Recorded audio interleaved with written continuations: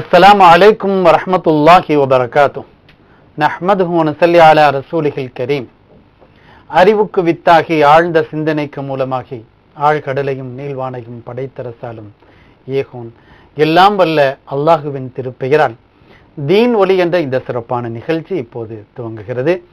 இந்த நிகழ்ச்சியினை காண்பதற்காக காத்திருக்கும் அன்பிற்கினிய சகோதர சகோதரிகளே, உங்களை வரவேற்பதில் பெருமகிழ்வடைகிறோம். உங்களின் சந்தேகங்களுக்கும் வினாக்களுக்கும் தெளிவான மிகச்சிறப்பான விளக்கங்களை வழங்குவதற்காக என்றும் போல் இன்றைக்கும் புனித பயணம் மாத இதழின் ஆசிரியர், சுன்னத்துல் ஜமாத் பேரியக்கத்தின் தலைவர், ஹைருல் பரியா மகளிர் அரபிக் கல்லூரியின் முதல்வர், கண்ணியத்திற்குரிய மௌலானா மௌலவி அல்ஹாஜ் அல் ஹாஃபில் ஷேக் அப்துல்லா ஆலிம் ஜமாலி ஹசரத் அவர்கள் வந்திருக்கிறார்கள். அவர்களை உங்களின் சார்பிலே மனமகிழ்வோடு வரவேற்கிறேன். அஸ்ஸலாமு அலைக்கும் வரஹ்மத்துல்லாஹ். வலைக்கம் அஸ்ஸலாம் வரஹ்மத்துல்லாஹி வபரகாத்துஹு. பார்க்கலாம் இன்றைய முதல் நேயர் என்ன கேள்வியோடு வர்றாங்கன்னு பார்க்கலாம். அஸ்ஸலாமு அலைக்கும். ஹலோ. ஓகே சார், நானே முதலாவது கேள்வி கேட்கலாம்னு நினைக்கிறேன். அதாவது பெயர் வைக்கிற விஷயமா ஒரு கேள்வி கேட்கலாம்னு நினைக்கிறேன். அதாவது குலாம் ரசூல், ஷாஹுல் ஹமீத் இது போன்ற பெயர்களை வைக்கலாமா, வைக்கக்கூடாது அப்படிங்கிற ஒரு கருத்து சொல்றாங்களே, சரியா? விளக்கம் சார். தாராளமாக வைக்கலாம். இப்போ குலாம் ரசூல்னு சொன்னால் ரசூலின் அடிமைன்னு அர்த்தம். அடிமைங்கிற வார்த்தை குர்ஆனிலே நிறைய பிரயோகிக்கப்பட்டிருக்கிறது. அல்லாஹு தஆலா. அதே போல் நம்முடைய மார்க்கத்திலே கூட இந்த அடிமைகளுக்கு உண்டான சட்டமெல்லாம் இருக்குது. இப்போ இன்றைக்கு அந்த அடிமைத்தனம் ஒழிக்கப்பட்டு விட்டது. ஆனால் நபி நாம் ஸல்லல்லாஹு அலைஹி வஸல்லம் காலத்தில் அடிமைகள் இருந்தாங்க. அவர்களும் தனி சட்டங்கள் எல்லாம் உண்டு. அப்படி சொல்லும் பொழுது அந்த அடிமை அப்துங்கிற வார்த்தையை தான், இன்னார் இவர் இவருடைய அடிமைன்னு சொல்லும் பொழுது அப்துங்கிற வார்த்தையை தான் நம்ம சொல்லுவோம், குலாம்ங்கிற வார்த்தையை தான் சொல்லுவோம். அப்படிங்கும்போது நபி நாம் ஸல்லல்லாஹு அலைஹி வஸல்லம் அவருடைய அடிமைன்னு சொல்றதுல எந்த இதுவும் இல்லை. அது மாதிரி அல்லாஹ் குர்ஆன்ல கூட குல் யா இபாதியல்லதீன அஸ்ரஃபு அலா அன்ஃபுஸிஹிம் லா தக்னது மிர் ரஹ்மத்தில்லாஹ்ன்ற வசனத்தில் அல்லாஹ் சொல்றான், நபி அவர்களே நீங்கள் மக்களை பார்த்து சொல்லுங்கள், யா இபாதி எனது அடியார்களே அப்படின்னு அழைத்து சொல்றோம். அப்போ நம்ம எல்லாமே ஸல்லல்லாஹு அலைஹி வஸல்லம் அவர்களுக்கு அடிமைகள் தான். அதனால தான் நபிகள் நாம் ஸல்லல்லாஹு அலைஹி வஸல்லம் அவர்கள் ஜக்காத்தை வாங்குறதோ ஜக்காத்து கொடுக்குறதோ அப்படிங்கிறதெல்லாம் கிடையாது. ஏன்னா நம்ம அவங்களுக்கு எல்லாம் நம்ம அடிமைகள் அப்படிங்கிறதுனால அந்த மாதிரி சட்டம் அவங்களுக்கு உண்டு. இது அதே போல் ஷாஹுல் ஹமீத் அப்படிங்கிறது, ஷாஹுண்டா அரசர்ன்ற அர்த்தம், ஹமீதுண்டா புகழுக்குரிய. ஷாஹுல் ஹமீத் புகழுக்குரிய அரசர், மன்னர்னு அர்த்தம். தாராளமாக பேர் வைக்கலாமே. அந்த மாதிரி சில பேர் இந்த அரபி இலக்கியம் தெரியாதவர்கள் தான் தவறாக புரிஞ்சு வைக்க விடாங்க. அவங்க எப்படி இதை தவறாக புரியுறாங்கண்டா, ஷாஹுல் ஹமீதுங்கும்போது ஷாஹுண்டா அரசர், ஹமீதுண்டா அல்லாஹ்வுடைய திருநாமங்களில் ஒன்று. அப்போ ஷாஹுல் ஹமீதுன்னு சொன்னால் அல்லாஹ்வுக்கு அரசர்ன்னு வருது. அப்படி அவங்களுடைய அறியாமையினால தான் இப்படியெல்லாம் சொல்கிறாங்க. அவங்க அந்த முல்லாஃப் இலைஹி அப்படின்னு அரபி ஒரு இலக்கணம் இருக்குது, அந்த இலக்கண பிரகாரம் அவங்க பார்க்குறாங்க. அப்படி கிடையாது. அங்கே ஷாஹுண்டா அரசர், ஹமீதுன்னு சொன்னால் புகழுக்குரிய. மௌசூ சிவத்துன்னு சொல்லுவாங்க இதுக்கு, இந்த கிராமருக்கு மௌசூ சிவத், புகழுக்குரிய அரசர் அப்படின்னு அர்த்தம். எல்லாருமே புகழுக்குரிய அரசராக தான் இருக்கணும்னு ஆசைப்படுவாங்க. எந்த மன்னராக இருந்தாலும் புகழுக்குறையாக இருக்கணும். அல்லாஹு தஆலா அவர்களை எல்லாம் ஆன்மீக அரசர்களாக புகழுக்குற மன்னர்களாக ஆக்கி வச்சிருக்கிறான். அதனால் யாருக்குமே இந்த பேரெல்லாம் வைக்கலாம். அப்படி வைத்தா அதன் பரக்கத்து மூலம் அவர்களுக்கு புகழும் கிடைக்கும், சிறப்பும் கிடைக்கும். அப்படிங்கிறத கூட நம்ம நடைமுறையில் பார்க்கத்தான் செய்யறோம். தாராளமாக வைக்கலாம். சிறப்பான விளக்கம் இருந்தீங்க. அடுத்து ஒரு நேயர் ரெடியா இருக்காங்க. ஹலோ, அஸ்ஸலாமு அலைக்கும். ஹலோ. ஹலோ, அஸ்ஸலாமு அலைக்கும். வலைக்கும் அஸ்ஸலாம் வரஹ்மத்துல்லாஹ். எங்க இருந்துமா பேசுறீங்க? காயல்படுத்துறது மரியம் முஃப்லிஹா. கேளுங்கம்மா. இந்த வெள்ளிக்கிழமை கீரை சாப்பிடக்கூடாதுன்னு ஒரு சிலவங்க சொல்றாங்க, ஒரு சிலவங்க சாப்பிடலாம்னு சொல்றாங்க. எனக்கு அத பத்தி கொஞ்சம் சொல்லணும். சரி. இன்னொன்னு பெண்கள் சுக்லா இருக்கும்போது வெள்ளிக்கிழமை துப்புரவு தலைக்கு ஊத்தக்கூடாது அப்படின்னு சொல்றாங்க. அது ஒரு 40 நாள் சொல்றோம் வெள்ளிக்கிழமை ஊத்தலாம், அன்னைக்கு தொழுவு போயிருதுங்கிறோம். அவங்க சொல்றாங்க வெள்ளிக்கிழமை ஊத்தக்கூடாதுங்கிறாங்க. எனக்கு அதை பத்தியும் கொஞ்சம் சொல்லணும். ஓகே, விளக்கம் தருவார்கள். இந்த தலைக்கு இருந்தால் நிஃபாஸாக இருந்து அந்த மாதிரி. அதாவது உங்களுடைய கேள்வி முதலாவதாக நீங்கள் கேட்டது, வெள்ளிக்கிழமைகளில் கீரை வகைகள்லாம் சாப்பிடக்கூடாதுன்னு சொல்கிறாங்களே, அப்படி மார்க்கத்தில் இருக்கிறதா? அது சில பேர் சாப்பிடலாம் என்றும் சொல்கிறார்கள். அது சரிதானா அப்படின்னு கேட்டீங்க. தாராளமாக சாப்பிடலாம். அது சரி அப்படிங்கிறது தான் மார்க்கத்தில் சஹீஹான தீர்ப்பு. காரணம் என்னன்னு கேட்டால், இதுக்கு ஒரு தடையெல்லாம் கிடையாது. கீரை வகைகளில் இன்னென்ன நாட்களில் சாப்பிடணும், இன்னென்ன நாட்களில் சாப்பிடக்கூடாது அப்படிங்கிற ஒரு சட்டமெல்லாம் குர்ஆனிலும் இல்லை, ஹதீஸிலும் இல்லை, ஃபிக்ஹ் சட்டங்கள்லையும் கிடையாதுங்க. அதனால எந்த நாட்கள்லையும் சாப்பிடலாம். கீரை அப்படிங்கும் பொழுது வெள்ளிக்கிழமையும் நமக்கு சாப்பிடலாம். அதே நேரத்தில் பெரியவங்க ஒரு சில பேர் ஒரு அறிவுரை அடிப்படையில் வேண்டாம் இது சொல்லியிருக்கலாம் அந்த காலத்தில். ஏன்னு கேட்டால், வெள்ளிக்கிழமை என்பது ஒரு பெருநாள். நபி நாம் ஸல்லல்லாஹு சொல்லியிருக்காங்களா, முஸ்லிம்களுக்கு வார நாட்களில் தலையான நாள், அது ஒரு ஈதும் கூட. வார நாட்களில் நமக்கு ஒரு பெருநாளை போன்று வெள்ளிக்கிழமைங்கிறது. அதனால தான் நபி நாம் ஸல்லல்லாஹு அலைஹி வஸல்லம் அவர்கள் வெள்ளிக்கிழமை மட்டும் நோன்பு வைக்காதீர்கள்னு சொல்ல காரணம் அதனால தான். நீங்கள் வைக்கிறதா இருந்தால் முந்தின ஒரு நாள் சேர்த்துக்கிறங்க வியாழக்கிழமை, அல்லது அடுத்த நாள் சேர்த்துக்கிறங்க சனிக்கிழமை, வெள்ளிக்கிழமை மட்டும் வைக்காதீங்க. காரணம் அது ஒரு பெருநாள். அது பெருநாள் மாதிரி இருக்கும்பொழுது அந்த அன்னைக்கு நல்லா சாப்பிடணும், நல்ல விதமாக இருக்கணும், ஏன் நோன்பா வச்சுக்கிட்டு இருக்கிறீங்க அப்படிங்கிற கருத்தில் தான் நபி நாம் ஸல்லல்லாஹு அலைஹி வஸல்லம் இப்படி சொல்லி தந்தாங்க. இப்போ பெருநாள் என்று வருகின்ற போது அந்த அன்னைக்கு உயர் ரக வகை உணவு உண்றது தானே நல்லது. அந்த அன்னைக்கு போய் என் கீரை சாப்பிட்டுட்டு இருக்கணும். நமக்கெல்லாம் பெருநாள் ஆச்சுல, இப்போ நமக்கு அஞ்சு பெருநாள் நோ பெருநாள் வருது. அந்த நாட்களில் வந்து சாதாரணமாக காய்கறி வாங்கி ஆக்கினாக்கா நம்ம சொல்லுவோமா, விடுவோமா? அப்படி உள்ள செய்யக்கூடியவங்கள, என்னங்க நல்ல நாள் பெருநாள் காய்கறி போய் சாப்பிட்டு இருக்கிறீங்க, நல்லா கறி எடுத்து சாப்பிட வேண்டியதானாங்க. ஏன் சந்தோஷத்தின் வெளிப்பாடு நம்ம சொல்லத்தானே செய்கிறோம். அதுக்கு வந்து கறி சாப்பிடணும் கடமையாண்டா அப்படியும் கிடையாது. சரி, காய்கறி சாப்பிடக்கூடாதா பெருநாள் அன்னைக்கு? அப்படி இல்லை, தாராளமாக சாப்பிடலாம். ஆனால் ஒரு பெருநாளும் போது மகிழ்ச்சி, உயர் ரக உணவு வகைகள் அந்த அன்னைக்கு சாப்பிட்டு சந்தோஷத்தை வெளிப்படுத்தணும். அப்போ தானே பெருநாள் சொல்றதுக்கு அடையாளம். எல்லா நாளுக்கு மேலே அந்த அன்னைக்கு இருந்துட்டா இந்த அன்னைக்கு பெருநாளுங்கிறதுக்கு என்ன அடையாளம் இருக்குது? அதன் அடிப்படையில் வேண்டுமானா ஒரு அறிவுரை வகையில் நமக்கெல்லாம் வெள்ளிக்கிழமை பெருநாள் நல்லா கைப்பிடியை வாங்கி சாப்பிடுங்க, ஏன் இந்த அன்னைக்கு போய் கீரை சாப்பிட்றீங்க அப்படி சொல்லி இருக்கலாமே தவிர, மார்க்க அடிப்படையில் எந்த தடையும் கிடையாது. தாராளமாக கீரை வகையில சாப்பிடலாம். அடுத்ததாக ஒரு கேள்வி கேட்டீங்க, அதாவது மாதவிடாய் நின்றதுக்கு பிறகோ, அதே போல் இன்னொன்று சொல்லுவாங்க, நிஃபாஸ்ன்னு சொல்லுவாங்க. அதாவது குழந்தை ஈன்றெடுத்துக்கு பின்னால் உதிரப்போக்கு ஏற்படும். அது நின்றதுக்கு பின்னாலும் குளித்து விட்டு தொழுகை தொடங்கணும். இந்த மாதிரி காலகட்டங்களில் வந்து வெள்ளிக்கிழமையாக இருந்தால் அந்த அன்னைக்கு வந்து அப்படி துப்புராகக்கூடாது, குளிக்கக்கூடாது அப்படிங்கிறாங்களே, இது சரியாக கேட்டிருக்கீங்க. அவங்க சொல்கிறது பிழையானது. அப்படிலாம் கிடையாதுங்க. தாராளமாக குளிச்சுட்டு நம்ம தொழுகை ஆரம்பிச்சிடணும். இல்லையாண்டா அந்த ஒரு நாள் தொழுகை வந்து நமக்கு விடுபடத்தான் செய்யும்.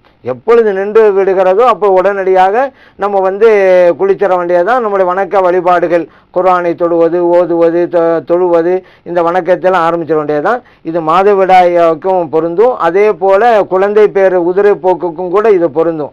எப்பொழுது நமக்கு நிற்கிறதோ சுத்தமாகிவிடும் எண்ணம் வரும் பொழுது குளித்து விட்டு வணக்க வழிபாடு தொட வேண்டியதான். இல்லை வெள்ளிக்கிழமை அதனால் இன்னைக்கு வேணாம் என்பது கூட மார்க்கத்தில் இல்லாத கருத்து தான். அந்த கருத்தை நாம் எடுக்கக்கூடாது. சிறப்பான விளக்கம் தந்தீங்க. அடுத்த ஒரு நேயர் இருக்காங்க. ஹலோ, அஸ்ஸலாமு அலைக்கும். வலைக்கும் ஸலாம் வரஹ்மத்துல்லாஹி. எங்க இருந்துமா பேசுறீங்க? நான் பண்பலையில இருந்து அலிமா பேசுறேன். கேளுங்கம்மா.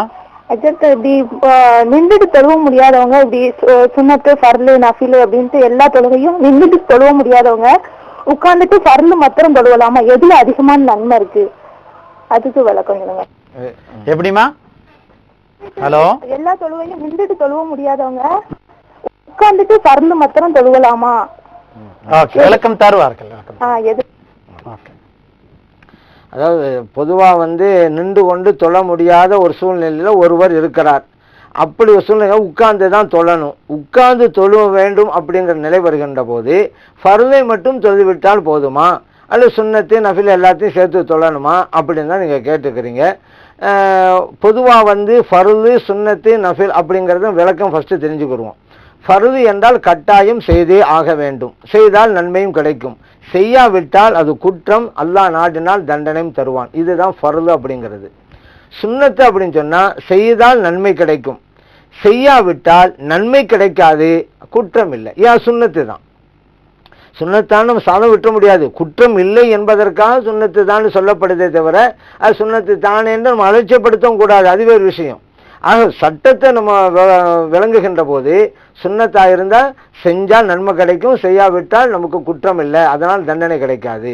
நஃபில் என்பது உபரியான வணக்கங்கள். நாம் விரும்பினா செய்யலாம், செய்யாமலும் இருக்கலாம், அது வேற. அதாவது நபி நாம் ஸல்லல்லாஹு அலைஹி வஸல்லம் செய்யுங்க அப்படின்னு சொல்லாத உபரியான வணக்கங்களுக்கு நஃபில் தொழுகை அப்படின்னு நம்ம சொல்லுவோம். இந்த மூன்றை நம்ம புரிஞ்சுக்கிட்டோமா? இப்போ வந்து உட்கார்ந்து தான் தொழ முடியும், நின்று தொழ முடியாது சொன்ன ஒரு இருக்கிறான்னு சொல்றோம்ல, இவருக்கு பொதுவான சட்டம் தான். எந்த தொழுகையா இருந்தாலும் நின்று தொழ முடியாவிட்டா உட்கார்ந்து தொழலாம். இதை நபிகள் நாம் ஸல்லல்லாஹு அலைஹி வஸல்லம் அவர்கள் அனுமதி வழங்குகிறார்கள். அவங்க சொன்னாங்க, நீங்க நின்று தொழ வேண்டும், நிற்க முடியாவிட்டால் அமர்ந்து தொழ வேண்டும், அமர்ந்து தொழுவதற்கும் உங்களால் இயலாவிட்டால் படுத்து கொண்டாவது தொழுது விட வேண்டும் என்று நபிகள் நாம் ஸல்லல்லாஹு சொல்லியிருக்கிறாங்க. இது எல்லா தொழுகைக்கும் பொருந்தும். நஃபில், சுன்னத்து, ஃபர்து எல்லாத்துக்குமே நிற்க முடியாத உட்கார்ந்துடலாம். இப்போ நீங்க கேட்டது, இப்போ உட்க முடியாத சூழ்நிலை வரும் பொழுது ஃபர்தை மட்டும் தொழுதுக்கலாமா அப்படிங்கிறீங்க. கடமை நிறைவேறிவிட்டது. ஃபர்தை மட்டும் தொழுதா கடமை நிறைவேறும்ல. அப்போ ஏன்னாக்கா ஃபர்தை விட்டால் தானே குற்றவாளி ஆவார். இப்போ ஃபர்தை நிறைவேற்றிட்டாரு. சுன்னத்தையும் நஃபில தொழாவிட்டால் இவர் குற்றவாளி அல்ல, ஆனால் நன்மையை இழக்கிறாரு.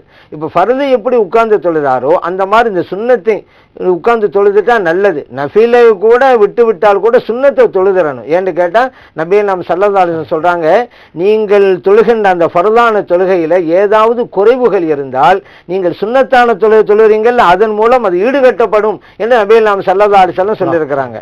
அதனால ஃபர்து தொழுகையோட சுன்னத்தை எப்படி ஃபர்து உட்கார்ந்து தொழுகிறோம், கஷ்டத்தை பார்க்காம அந்த சுன்னத்தை உட்கார்ந்து தொழுதுட்டா அந்த ஃபர்துல ஏதாவது குறைவு இருந்தால் கூட அது சரி செய்யப்படும். அந்த ஃபர்துடைய முழுமையான நன்மையை நம்ம பெறலாம். அதே போல நம்ம சுன்னத்தை நிறைவேற்றணும் அப்படிங்கிற அந்த சவாபும் நமக்கு கிடைக்கும். இதை தொழுவாம ஃபர்தை மட்டும் தொழுவிட்டால் கூட கடமை நீங்கிவிடும் அப்படிங்கிறதையும் நாம் அறிந்து கொள்வோம். ஒரு சிறிய இடைவேளை எடுத்துக்கலாம். அன்பார்ந்த நேயர்களே, ஒரு சிறிய இடைவேளைக்கு பிறகு மீண்டும் தீனுனி நிகழ்ச்சி தொடரும். கேள்விகளோடு காத்திருக்க. இடைவேளைக்கு பிறகு மீண்டும் தீனொலி நிகழ்ச்சி தொடர்கிறது. இடைவேளைக்கு பிறகு முதல் நேயர் யார் பார்க்கலாம். அஸ்ஸலாமு அலைக்கும். எங்க இருந்துமா பேசுறீங்க? முபாரக் பீவி, உங்க கேள்வி என்னம்மா? கொஞ்சம் சத்தமா பேசுங்கம்மா. இத்தாவில் இருக்க பெண்கள் நம்ம பிற மதத்து பெண்களை பார்க்க கூடாதுன்னு முன்பெல்லாம் சொல்லுவாங்க. இப்ப எல்லாம் பார்க்க வராங்களே, பார்க்கலாமா? இன்னொரு கேள்வி வந்து மகரம் இல்லாத ஜனாசாவை பெண்களும் ஆண் ஜனாசாவை பெண்களும் பெண் ஜனாசாவை மகரம் இல்லாத ஆண்களும் பார்க்கலாமா? சட்டத்தில் ஓகே, விளக்கம் தருவார்கள் ஹஜ்ரத் அவர்கள். உங்களுடைய முதல் கேள்வி, இத்தாவில் இருக்கக்கூடிய பெண்கள் பிற சமூகத்து பெண்களை பார்க்கக்கூடாது அப்படிங்கிறது தொன்று தொட்டு இருந்து வந்த நடைமுறை. அது இந்த நடைமுறையெல்லாம் இப்பொழுது மீறப்படுகிறது. அது சரிதானா? அது பார்க்கலாமா பார்க்கக்கூடாதா அப்படின்னு நீங்கள் கேட்டுக்கிறீங்க. பிற சமூகத்து பெண்களை தாராளமாக பார்க்கலாம். ஏன்னா பொதுவாக இத்தாவுக்கு மட்டும் ஒரு தனி சட்டம்னு கிடையாது. ஆனால் இத்தாவுடைய நேரத்தில் தான் அந்த சட்டங்கள் அதிகமாக ஃபாலோ பண்ணப்படுதே தவிர இத்தாவுடைய இருக்கக்கூடிய பெண்கள் தான் அந்நிய ஆண்களை பார்க்கக்கூடாது அப்படிங்கிறதால இது பொதுவான சட்டம் தான். இது ஒரு பெண்மணி இத்தாவிலே இல்லை, அவங்க கூட அந்நிய ஆண்களை பார்க்கக்கூடாது தானே. ஆனால் இந்த சட்டத்தை இத்தாவுடைய காலத்தில் நம்ம மக்கள் ரொம்ப பேணிக்காக நடந்து கொள்கிறாங்க. அந்த பேணிக்கையோட உச்சகட்டத்தில் தான் பிற சமூகத்து பெண்களை கூட பார்க்க வேணாம் அப்படிங்கிற அளவுக்கு உச்சகட்டமாக போயிட்டாங்க. அப்படிலாம் கிடையாது. சாதாரண ஒரு பெண்மணி இன்னொரு பெண்மணியை பார்க்கலாமே, அந்த மாதிரி தான். நான் இன்னொரு உச்சகட்டம் நம்ம தெரிஞ்சுக்கிடுவோம். இப்போ அந்நிய ஆண்களை பார்க்கக்கூடாதுங்கிற சட்ட அடிப்படையில் சின்ன பையன்களை கூட பார்க்க விட மாட்டாங்க. அந்த பசங்க ஆம்பளை பசங்க அப்படின்னால ஆம்பளை பசங்களுக்கு சட்டம் கிடையாது. அது வயதுக்கு வந்த ஆண்களை தான் பார்க்கக்கூடாது, வயதுக்கு வந்த பெண்களை தான் பார்க்கக்கூடாதுன்னு தான் சட்டமே தவிர ஒரு 10 வயசு பையன் இருக்கிறான், நம்ம அந்த பையனுக்கு சட்டம் வருமா? இல்லை. ஆனாலும் கூட இத்தாவில் இருக்கக்கூடிய பெண்மணிகள் அந்த 10 வயது பையனை கூட, அது 7 வயது பையனை கூட பார்க்க விட மாட்டாங்க. அந்த அளவுக்கு ரொம்ப உச்சகட்டமாக போயிடுறாங்க. அப்படிலாம் கிடையாதுங்க. அதனால சின்ன பசங்களெல்லாம் தாராளமாக பார்த்து கொள்ளலாம், பிற சமூகத்து பெண்களை கூட பார்த்து கொள்ளலாம். ஆனாலும் கூட இந்த பொதுவாகவே பெண்களில் பல வகை இருக்கிறாங்க. அதையும் நம்ம கவனத்தில் கொள்ளணும். இது இத்தாவில் இருக்கக்கூடிய பெண்களுக்கு மட்டும் உள்ள சட்டம் அல்ல. சாதாரணமாக நிலை இருந்தால் கூட ஒரு இஸ்லாமிய பெண்கள் எப்படி நடந்து கொள்ளணும் அப்படிங்கிற ஒரு சட்டம். பெண்களில் 2 வகையாக இருக்கிறாங்க. நல்ல பெண்மணிகள், பிரச்சனை கிடையாது. ஒரு சில வகையான பெண்மணிகள் வந்து அவங்களுடைய இயற்கை சுபாவம், ஒரு நல்ல பெண்ணை பார்த்துட்டா அடுத்தவங்கள்ட்ட போய் சொல்லுவாங்க, இந்த மாதிரி ஒரு நான் பெண்ணை பார்த்தேன், அவங்க இப்படி இருக்கிறாங்க அப்படி இருக்கிறாண்டு அந்நிய ஆண்கள்கிட்ட போய் விவரிப்பாங்க. அப்படி குணமுள்ள பெண்கள் இருக்கிறாங்க. அதே போல ஒரு சில பெண்கள் வந்து நல்ல பெண்மணிகளை எல்லாம் தவறான பேச்சுக்கள் கொடுத்து ஆசை வார்த்தைகள் காட்டி தவறான செயல்பாடுகளில் ஈடுபட வைக்க முயற்சி பண்ணுவாங்க. இப்போ நடைமுறையில் பார்க்குறோம்ல, இந்த மாதிரியான பெண்கள் எல்லாம் கைது பேப்பரில் வருது. இவங்க வந்து இந்த வேலையை அப்படிதான். இவங்க இந்த மாதிரி பெண்கள் இருக்காங்கல்ல, இந்த சுபாவம் உள்ளவர்களாக பொதுவாக இந்த இஸ்லாமிய பெண்கள் இந்த மாதிரி பெண்களை பார்க்கக்கூடாது. காரணம் என்ன? இவங்க பார்த்துட்டா இவங்க உங்களுடைய குணத்துக்கு தகுந்தவாறு இன்னொரு பெறாட்ட போய் விவரிப்பாங்க, இந்த பெண் இப்படி இருக்காங்க அப்படி இருக்காண்டு. அப்போ நட்பு வைக்கிறோங்கிற பேரில் தேவையில்லாத கருத்துக்களை சொல்லி மனதை கெடுத்துருவாங்க, தவறான வழிக்கு ஈடுபடவும் வைக்க முயற்சி பண்ணுவாங்க. இந்த மாதிரி பெண்களாக இருந்தால், பெண்களாகவே இருந்தாலும் கூட இஸ்லாமிய பெண்கள் அவங்கள பார்க்கக்கூடாது, திரைமறைவாக தான் இருக்கணும் அப்படிங்கிறது இது பொதுவான சட்டம். இது சாதம் இதாவில் இல்லாத ஒரு முஸ்லீம் பெண்ணாக இருந்தால் இப்படி தான் நடந்து கொள்ளணும். இதை நம்ம இமாம்களும் சொல்லி தர்றாங்க. அதன் அடிப்படையில் தான் அந்த முன்னால் வந்து பொதுவாகவே இந்த சட்டத்தை ஆக்கியிருப்பாங்க. பிற சமூகத்து பெண்களையும் பார்க்கக்கூடாதுன்னு பொதுவாக சொல்லியிருப்பாங்க. அப்படிலாம் கிடையாது. பிற சமூகத்து பெண்கள் நட்பு ரீதியில் உள்ளவங்க நிறைய பேர் இருக்கிறாங்க. அவங்கெல்லாம் பார்க்க வந்தால் தாராளமாக பார்க்கலாம். இதில் எந்த விதமான தடையும் இல்லை அப்படிங்கிறத நம்ம புரிந்து கொள்வோம். அடுத்ததாக ஒரு கேள்வி கேட்டீங்க, ஒரு மையத்து ஆண் மையத்தை பெண் பார்க்கலாமா, பெண் மையத்தை ஆண் பார்க்கலாமா அப்படின்னு கேட்கும் பொழுது மஹரம் அல்லாத சரியான கேள்வியும் கேட்டீங்க. ஏன்னா மஹரம் தான் பேச்சே கிடையாது. சாதாரணமாக மையத்தே இல்லாமல் உயிராக இருக்கும் பொழுது கூட மஹரமானவங்களை பார்க்கலாம் தானே. மஹரம் முடிஞ்சோன்னா தாய் தந்தைங்கிறோம், சகோதரன் சகோதரி, இந்த பெரியம்மா சின்னம்மா பெரியவாப்பா சின்னவாப்பா இவங்கெல்லாம் மஹரமுக்குள்ளே உள்ளடங்குவாங்க. இப்போ இவங்கெல்லாம் சாதாரண உயிராக இருக்கும் கூட பார்த்து கொள்ளலாம், தடை கிடையாது. அந்நிய ஆண்களை தான் பார்க்கக்கூடாது. அதனால தான் நீங்கள் கேள்வி கேட்டீங்க மஹரம் அல்லாத மையத்துன்னு கேட்டீங்க, சரியா கேட்டீங்க. மஹரம் அல்லாத மையத்தை பார்க்க கூடாது. உயிராக இருக்கும் பொழுது என்ன சட்டமோ அந்த சட்டம் தான் இறந்ததற்கு பின்னாலும் அப்படிங்கிறத வழங்கிக் கொள்ள வேண்டியதுதான். ஒரு மையத்து அது மஹரம் அல்லாத மையத்து, அது அந்நிய ஆண் தான் வச்சுக்கிறோங்களேன். இப்போ இந்த மையத்து அந்த ஆண் மையத்து உயிராக இருக்கும் பொழுது ஒரு பெண் வந்து பார்க்க முடியுமா? பார்க்க முடியாதானே. மையத்து ஆனாலும் அதே சட்டம் தான். ஒரு அந்நிய பெண் உயிராக இருக்கிறாங்க, ஒரு ஆள் அவர் பார்க்கலாமா? இவர் மஹரம் அல்லாதவர் பார்க்கலாமா? அந்த பெண்ணை பார்க்கக்கூடாது தானே. அதே போல தான் அந்த பெண்ணு இறந்து விட்டாலும் மையத்தாக இருக்கும்போதும் பார்க்கக்கூடாது. இப்போ உயிராக இருக்கும் பொழுது என்ன சட்டமோ அதே சட்டம் தான் இறந்ததற்கு பின்னாலும். மஹரம் அல்லாதவர்கள் உயிராக இருக்கும் பொழுது ஆணோ பெண்ணோ பார்க்கக்கூடாது தானே. மையத்தாக இருந்தாலும் அவர் முகத்தை பார்க்கக்கூடாது. ஆனால் அவங்க வீட்டுக்கு போகலாம், வீட்டில் குடும்பத்தினர்களுக்கு ஆறுதல் சொல்லலாம், அந்த மாதிரியெல்லாம் செய்யலாம். ஆனால் அந்த மையத்தை பார்ப்பதாக இருந்தால் மஹரமாக இருந்தால் பார்க்கலாம், இல்லை மஹரம் இல்லை என்றால் பார்க்கக்கூடாதுங்கிறத நாம் புரிந்து கொள்வோம். அருமையான விளக்கம் தந்தீங்க சார். இன்னொரு நேயர் இருக்காங்க. ஹலோ, அஸ்ஸலாமு அலைக்கும். வலைக்கும் சலாம். அஸ்ஸலாமு அலைக்கும் ஹஜ்ரத். நான் திருச்சியில இருந்து சித்தி ஃபாத்திமா பேசுறேன். கேளுங்கம்மா. நான் என்னுடைய பெற்றோர்களுக்கு பணிவிடை செய்ய முடியாத மகளாக வெளியூர்ல வாழ்ந்துகிட்டு இருக்கிறேன். என்னுடைய கணவனுடைய அனுமதி இல்லாம என் பெற்றோர்களுக்கு பணம் ஏதாவது அனுப்பி வைக்கலாமா? அவர் கொடுக்குறாரு, என்ன ஒரு 3 மாசத்துக்கு ஒருக்கா 6 மாசத்துக்கு ஒருக்கா எதையாவது விரும்பும் போது கொடுக்குறாங்க. நான் வந்து மாசம் மாசம் கொடுக்கலாம் என்று நினைக்கின்றேன். ஆனா மற்ற பிள்ளைகள் நல்லபடியா என் பெற்றோர்களை கவனிச்சுக்கிறாங்க. எனக்கு வந்து அவங்க வயிற்றுல பிறந்த நான் வந்து எந்த பணிவிடையும் செய்ய முடியலைங்கிற வருத்தம் எனக்கு ரொம்ப இருக்குது. அதனால இந்த பணத்தையாவது என் தாய் தகப்பனுக்கு கொடுத்து விடலாமா என்று நினைக்கின்றேன். அது என் கணவனுடைய அனுமதியோடு கொடுக்கணுமா? நம்ம ஷரியத் சட்டத்துல இதை பற்றி எனக்கு விளக்கம் தேவை. ஹஜ்ரத், இன்னொரு கேள்வி. விளக்கம் தருவார்கள் ஹஜ்ரத் அவர்கள். நல்லது. உங்களுடைய கேள்வி கேட்டால், உங்களுடைய தாய் தந்தையர்களுக்கு பணம் அனுப்பி வைக்க விரும்புகிறீங்க, அதை நான் செய்யலாமா? அப்படி செய்வதாக இருந்தால் எனது கணவரின் அனுமதி பெற்று தான் இதை செய்ய வேண்டுமா?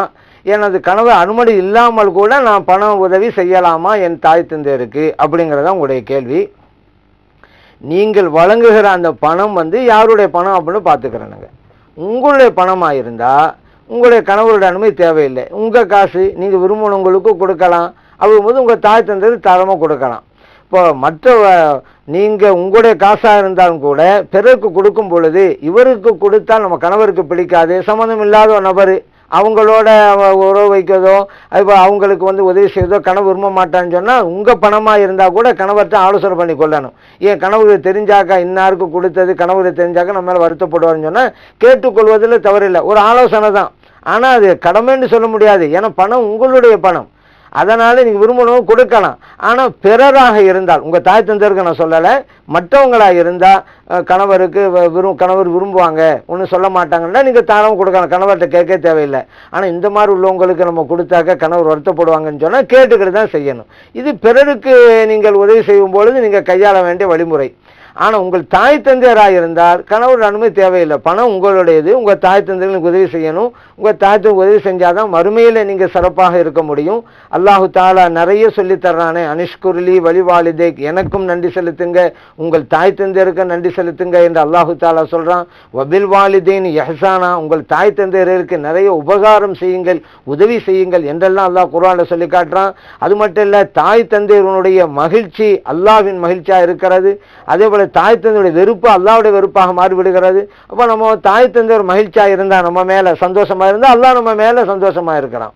என்ன சொல்றாங்கல்ல, ரில்லல்லா ஃபீ ரில்லல் வாலிதீன், அல்லாஹ்வின் பொருத்தம் தாய் தந்தையுடைய பொருத்தத்தில் இருக்கிறது. தாய் தந்தை நம்ம மேல சந்தோஷப்பட்டா அல்லாஹ் சந்தோஷப்படுறான். இப்ப இந்த ஹதீஸின் அடிப்படையில ஒவ்வொருவரும் தாய் தந்தையருக்கு உதவி செய்யணும். அப்படி செஞ்சாதான் மறுமையில உயர்ந்த படித்தரங்களை பெற முடியும். அதனால உங்களுடைய பணமா இருந்தா உங்கள் கணவருடைய அனுமதி இல்லாமல் கூட உங்க தாய் தந்தையருக்கு நீங்க கொடுக்கலாம். அதே நேரத்தில் நீங்க உங்க தாய் தந்தையர் கொடுப்பது உங்கள் கணவருடைய பொருளாக இருந்தால் கணவர்கிட்ட அனுமதி வாங்கி தான் கொடுக்கணும். ஏன் அந்த பொருள் கணவருடையதுல, அடுத்த ஆளுடைய ஹக்கு தானே.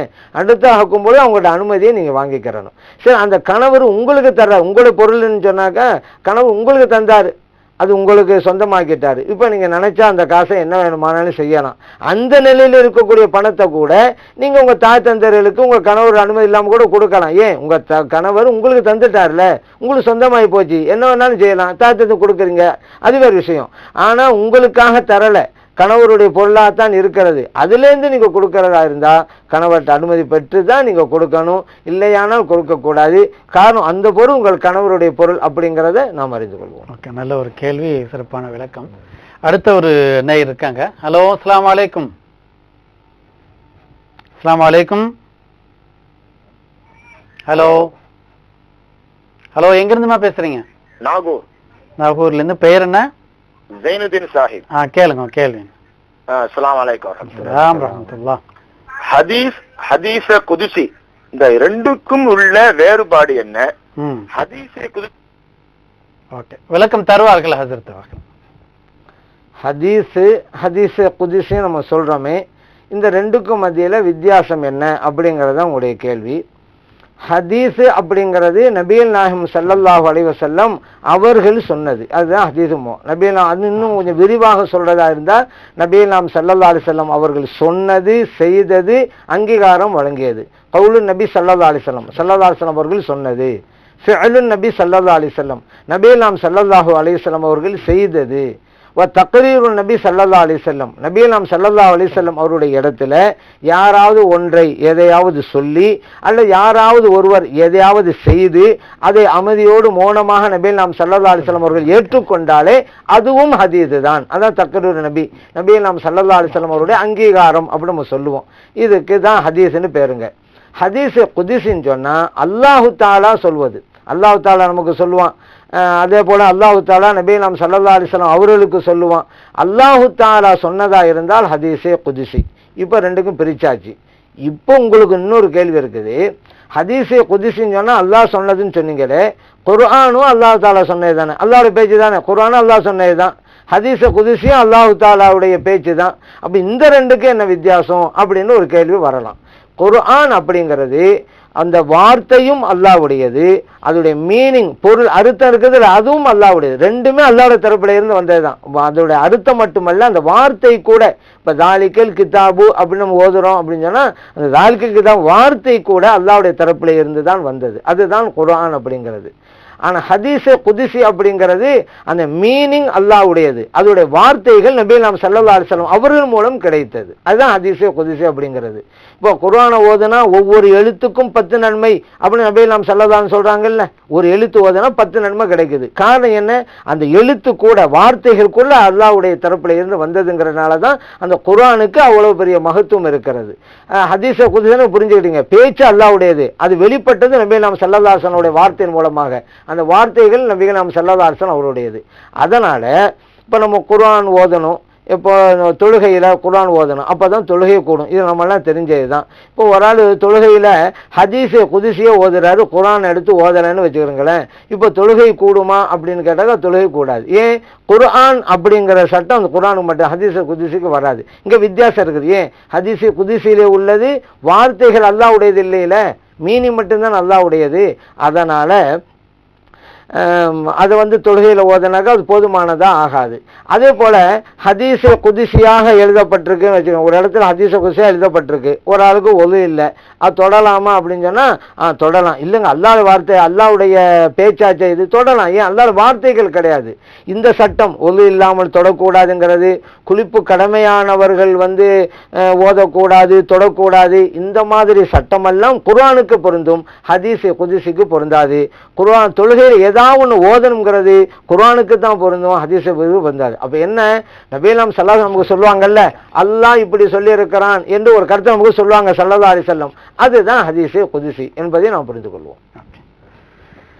ஒரு நிறைவு பகுதிக்கு வந்திருக்கிறோம். அன்பார்ந்த நேயர்களே, தீன் ஒளி என்ற இந்த சிறப்பான நிகழ்ச்சியிலே நீங்கள் முன்வைத்த வினாவிற்கும் நான் முன்வைத்த வினாவிற்கும் மிக சிறப்பான தெளிவான விளக்கங்களை ஹஸரத் அவர்கள் வழங்கினார்கள். அவர்களுக்கு உங்கள் சார்பிலும் என் சார்பிலும் மனமார்ந்த நன்றிகளை இந்த நேரத்தில் சமர்ப்பிக்கிறோம். ஜஸாக்குமுல்லாஹ் ஹைரா. இன்ஷா அல்லாஹ் இன்னொரு நிகழ்விலே உங்களை சந்திக்கும் வரை தீன் ஒளி என்ற இந்த சிறப்பான நிகழ்ச்சியிலிருந்து விடைபெறுகிறோம். அஸ்ஸலாமு அலைக்கும் வரஹ்மத்துல்லாஹி வபரகாத்துஹு. தீன் ஒளி